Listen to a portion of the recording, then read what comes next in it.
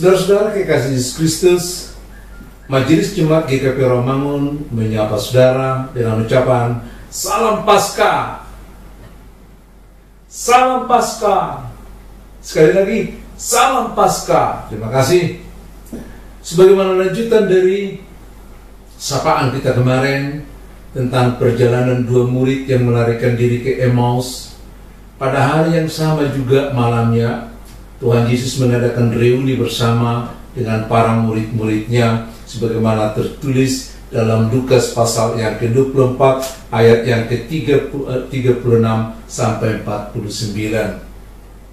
Saudara-saudara, fakta kebangkitan Kristus sangat penting bagi kita karena sebagai pondasi iman kita harus memahami dengan baik supaya diletakkan atas kebangkitan Kristus. Maka berita pertama dan terutama adalah Kristus yang bangkit. Saudara-saudara, di reuni pertama ini tanpa kehadiran Thomas, secara mengejutkan Tuhan Yesus tiba-tiba hadir di tengah-tengah mereka. Mereka terkejut, mereka termangu-mangu, mereka terdiam, tidak ada respon, karena mereka tidak bisa berbicara dengan ada sesuatu yang luar biasa di hadapan mereka. Tuhan Yesus memecahkan keheningan dengan mengatakan, "Mengapa kamu terkejut? Mengapa kamu terkejut?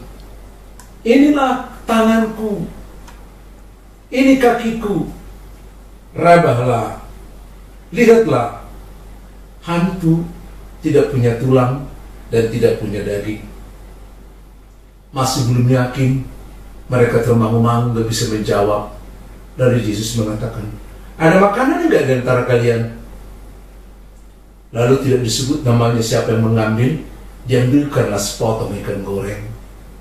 Dan ikan goreng itu disodorkan kepada Tuhan Yesus. Dia menerima, dia memakannya untuk membuktikan kehadirannya secara fisik. Oleh karena itu Yesus hadir di sana secara fisik, tapi juga secara rohani. Lalu kemudian Tuhan Yesus mengingatkan mereka bahwa peristiwa yang mereka hadapi, penyaliban yang menegangkan, dan kematian di mana dia dikuburkan, kebangkitannya dari antara kematian itu, sesungguhnya sudah diingatkan sebelumnya, sudah dinubuatkan sebelumnya melalui kitab-kitab para nabi, melalui kitab Mazmur, bahkan dari kitab-kitab Musa, di mana kelahiran, penderitaan, kebangkitan adalah merupakan peristiwa yang tidak berdiri sendiri. Semua ada dalam rencana Tuhan, karena Tuhan merencanakan keselamatan supaya setiap manusia yang terjerumus di dalam dosa dapat pengampunan, pertobatan, dan ini yang harus disampaikan kepada seluruh dunia ini, bahwa melalui Yesus Kristus manusia yang sudah terjerumus di dalam dosa mendapat pengampunan dan juga harus di dalam pertobatan. Saudara-saudara kasih Yesus Kristus, di atas tadi saya katakan bahwa iman kita harus diletakkan, dibangun mulai dari kebangkitan Yesus Kristus. Dimulai dari kebangkitan Yesus Kristus, karena kebangkitannya dari kubur itu adalah merupakan satu contoh dari kebangkitan semua manusia yang pada kedatangannya yang kedua. Maka sebagaimana Kristus dibangkitkan dari antara orang mati, demikian juga orang-orang yang percaya kepadanya, bahkan yang tidak percaya pun akan dibangkitkan juga. Hanya yang tidak percaya tidak akan memasuki kerajaan surga, tapi yang percaya akan dibawa ke dalam kerajaan surga. Jadi sebagaimana Kristus dibangkitkan, hadir di antara murid-muridnya secara jasmani, ya, secara jasmani. Secara jasmani kita tadi sudah melihat, mendengarnya, bahwa dia menunjukkan kakinya, dia menunjukkan tangannya, lalu dia meminta sesuatu untuk dimakan. Dia makan secara jasmani. Tapi secara non-fisik juga dia tampilkan bahwa ketika tidak ada pintu yang terbuka, tidak ada jendela yang terbuka, dia bisa masuk tanpa ada angin yang membawanya. Dalam kondisi yang demikian kita memahami bahwa Yesus yang bangkit itu adalah bangkit secara fisik di dalam kemuliaannya. Saudara-saudara, sebagaimana tadi saya katakan, bahwa iman kita, kepercayaan kita harus dibangun di atas kebangkitan Kristus dari antara orang mati. Karena kebangkitan Kristus itu adalah dasar dari kebangkitan manusia yang ada di kolong langit ini. Dasar kebangkitan bagi orang-orang percaya. Maka kalau Kristus tidak dibangkitkan, maka tidak ada orang yang akan dibangkitkan. Kalau Kristus tidak dibangkitkan dan tidak ada orang-orang yang akan dibangkitkan, maka sia-sialah kita percaya kepadanya. Maka kebangkitan Kristus, sekali lagi, bukan sesuatu yang berdiri sendiri, tetapi sesuatu yang sudah direncanakan Allah. Karena dengan kebangkitannya, maka kita juga akan dibangkitkan, bukan hanya roh kita, tapi tubuh kita. Di sini saya sering ragu-ragu melihat saudara-saudara kita orang Kristen, seringkali kalau ditanya, kalau Kristus nanti datang untuk kedua kalinya, yang dibangkitkan tubuh kita atau roh kita? Rata-rata di atas 60% selalu menjawab, yang dibangkitkan adalah roh kita. Padahal kenyataannya yang dibangkitkan itu adalah tubuh kita. Tiap minggu kita ucapkan itu dengan pengakuan iman rasuli. Bagian yang ketiga dikatakan kebangkitan daging. Dan kata kebangkitan daging ini juga tidak berdiri sendiri. Dia datang dari firman Tuhan.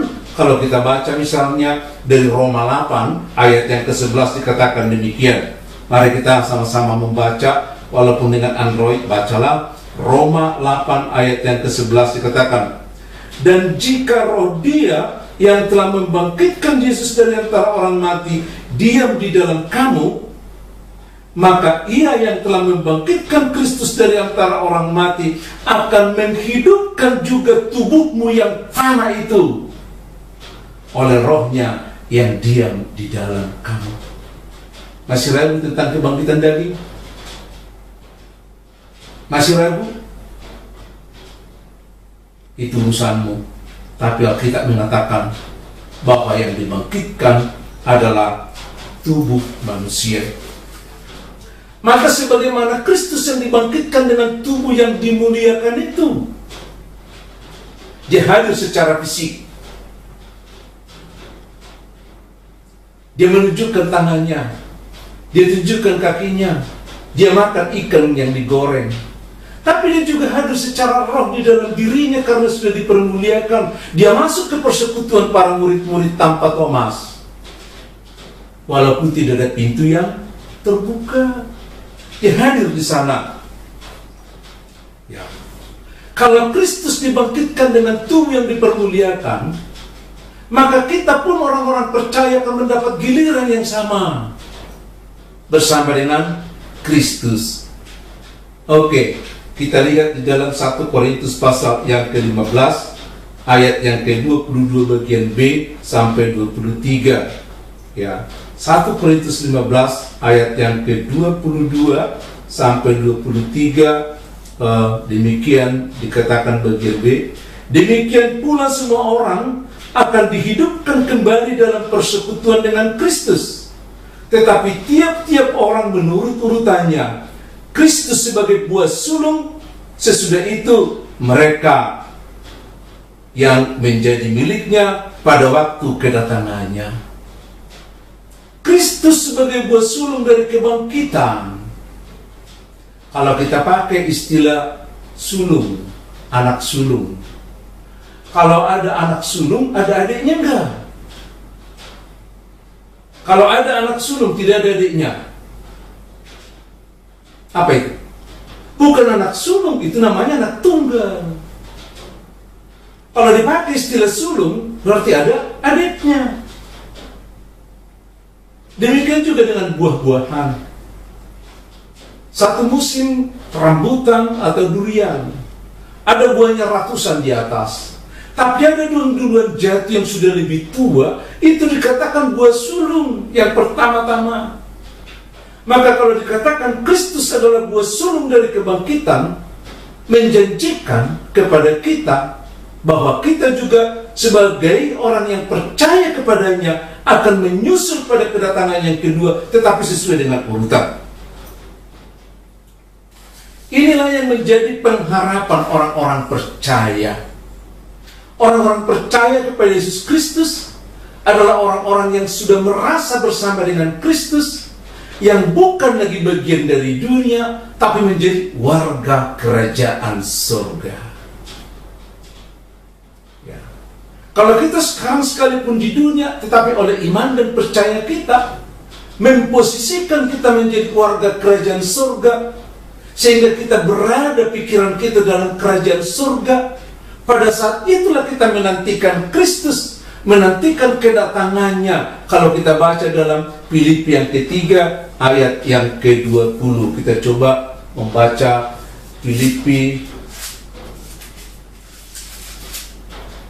pasal yang ketiga, ayat yang ke-20. Demikian dikatakan firman Tuhan di sana. Karena kewarganegaraan kita adalah di dalam surga, dan dari situ juga kita menantikan Tuhan Yesus Kristus sebagai juru selamat yang akan mengubah tubuh kita yang hina ini sehingga serupa dengan tubuhnya yang mulia menurut kuasanya yang dapat menaklukkan segala sesuatu ke dalam dirinya. Pengharapan orang percaya menantikan Kristus yang akan mengubah tubuh kita supaya sama dengan tubuhnya yang mulia, yang secara jasmani tetapi dengan kuasa roh. Inilah tubuh yang akan menjadi tubuh kebangkitan yang diperbaiki, tapi tubuh kita juga yang fana itu diubah dalam sekejap mata. Inilah pengharapan orang Kristen, dan kalau itu sudah tercapai, maka tergenapilah semua firman Tuhan yang dikatakan dalam 1 Korintus 15 ayat yang ke-55 sampai ayat yang 54 sampai 55. 1 Korintus pasal yang ke-15 ayat yang ke-54 sampai 55 dikatakan di sana. Dan sesudah yang dapat binasa ini mengenakan yang tidak dapat binasa, dan yang mati ini mengenakan yang tidak dapat mati, maka akan genaplah firman Tuhan yang tertulis, maut telah ditelan dalam kemenangan. Hai maut, di manakah kemenanganmu? Hai maut, di mana sengatmu? Orang-orang percaya dimenangkan dengan keyakinan dan pengharapan dalam satu realita yang baru. Sebagaimana Kristus telah bangun pondasinya melalui kebangkitannya, maka kita akan dibangkitkan dan tubuh kita akan diubahkan, serta Dia akan mengangkat kita untuk hidup yang kekal. Kebangkitan Kristus adalah dasar dari iman kita orang-orang percaya. Salam Paskah untuk kita semuanya.